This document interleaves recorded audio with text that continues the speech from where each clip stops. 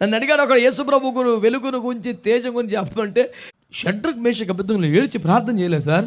ఆ ఏడుపు, భయము, దుఃఖము, దిగులు, టెన్షన్ అన్నీ నెబుకద్నెజరుకు వచ్చినట్టుగా మాట్లాడారు సార్.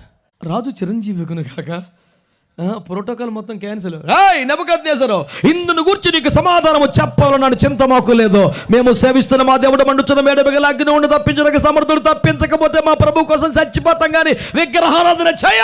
ఫాల్స్ ప్రెస్టేజ్కి పోయి కడుపు మండిపోయి 7 రెట్లు మంట ఎక్కువ చేసి 6గురిని చంపేసుకున్నాడు మంచి బొట్టుల్ని. రే ఎంతమందిని వేసారా? మాకు ఆ ముగ్గురుతోనే ప్రాబ్లము, వాళ్ళని తీసేయాలని ట్రై చేసాం, ఇంకెవడం ముగ్గురే అన్నాడు.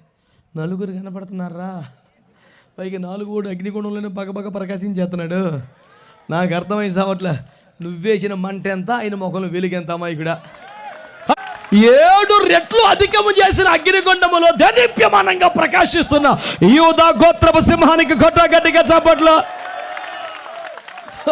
నువ్వు పెట్రోల్ పోసి గ్యాస్ పెట్టి మంట పెట్టినా ఆ నీతిశూరుడు రేంజ్ ఎట్టుంటుంది నాన్న? నన్ను అడిగాడు ఒక యేసుప్రభు వెలుగును గురించి తేజం గురించి చెప్పమంటే చీకట్లో మినుగురు కూడా మెరుసుద్దురా, అగ్నిగుండంలో మండుతున్నాడు ఆయన యేసుప్రభు అని చెప్పా.